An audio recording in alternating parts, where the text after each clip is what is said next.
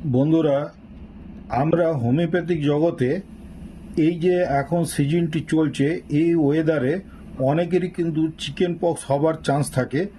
এই জন্যে আমরা কিন্তু প্রতিষেধক হিসাবে কতকগুলি ওষুধ আমরা ব্যবহার করে থাকি। তার মধ্যে একটির নাম হচ্ছে ম্যালেন্ড্রিনাম। এটি ঘোড়ার বসন্ত রোগের বীজ থেকে তৈরি করা হয়, অর্থাৎ ঘোড়ার মধ্যে বসন্তের জীবাণু প্রবেশ করিয়ে তার মধ্যে যখন আবার সেই রোগটি উৎপন্ন হয়ে যায়, রোগগ্রস্ত হয়ে যায় ঘোড়াটি, সেই ঘোড়ার যে গুটি আর কি বসন্ত, সেই বসন্ত থেকে পুঁজটি কালেক্ট করে পোটেন্টাইজেশন করে ওষুধ তৈরি করা হয়। সেই ওষুধটির নাম হচ্ছে ম্যালেন্ড্রিনাম। এই ওষুধটি কিন্তু প্রতিষেধক হিসাবে আমাদের খুবই ভালো কাজ করে। এছাড়াও এই ওষুধটির কতকগুলি যে রোগ লক্ষণ আছে, সেই রোগ লক্ষণগুলি দেখলেও কিন্তু আমরা এই ওষুধটি দিতে পারবো। যেমন শিশুদের ক্ষেত্রে হাঁটুতে ব্যথা যদি লাগে, যদি হাঁটু লেগে যায়, হাঁটু লেগে যাচ্ছে, ব্যথা হচ্ছে এবং তার একটি আনকমন পিকুলিয়ার একটি সিমটমস থাকে, সে তার জননেন্দ্রিয়টি সব সময় হাত দিতে চাইবে, এটি কিন্তু খুবই একটি প্রমিনেন্ট সিমটমস বাচ্চাদের ক্ষেত্রে। সেই ক্ষেত্রে কিন্তু আমরা ম্যালেন্ড্রিনাম দিতে পারি। এই আনকমন পিকুলিয়ার সিমটমসটি শুনতে যদিও একটু অড লাগছে, কিন্তু এই ধরনের পেশেন্ট কিন্তু তার যে মা, বাচ্চাদের মায়েরা বা গার্জিয়ান যেই থাকুক, সে কিন্তু এসে বলবে এই কথাটা, বললে আমরা সেখানে কিন্তু ম্যালেন্ড্রিনাম ওষুধটি দিতে পারি।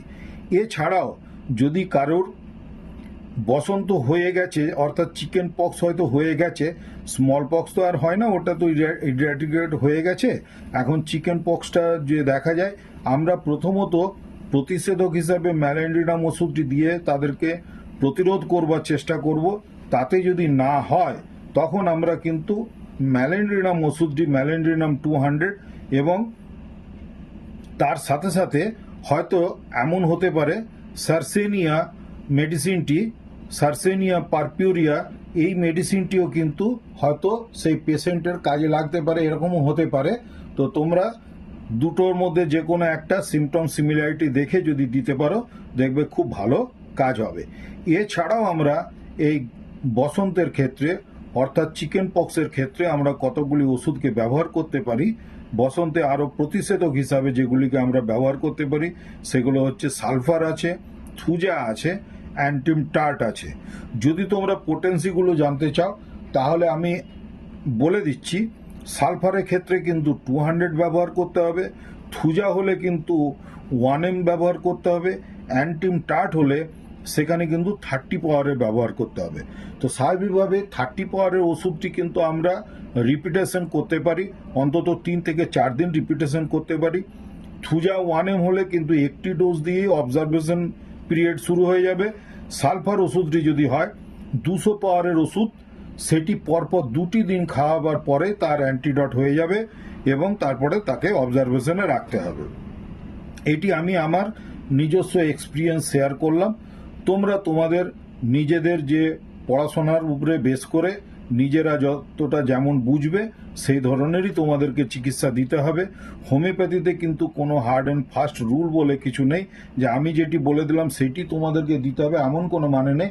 তোমরা তোমাদের মতন বিচার বিবেচনা করে তোমরা ওষুধ সিলেক্ট করে দিতে পারো। ধন্যবাদ। আমি এই ভিডিওগুলি আমার জুনিয়রদের একটু এডুকেশনাল পারপাসে ভিডিওগুলি তৈরি করছি, তাদের যদি একটু সুবিধা হয়। ওষুধের নামগুলো বললাম মাত্র, সিমটম সিমিলারিটি দেখে তোমাদেরকে নিজেদেরকে ডিসিশন নিতে হবে। এই বলে আমি আমার এই ভিডিওটি সমাপ্ত করছি। যদি ভিডিওটি উপকারে লাগে তাহলে লাইক, শেয়ার, সাবস্ক্রাইব করে আমার সাথ দেবার চেষ্টা করবে, তাহলে এই ধরনের আরও ভিডিও বানিয়ে তোমাদেরকে আমি উপহার দেবার চেষ্টা করব। ধন্যবাদ। সকলে খুব ভালো থেকো, নিজের শরীরের যত্ন নিও।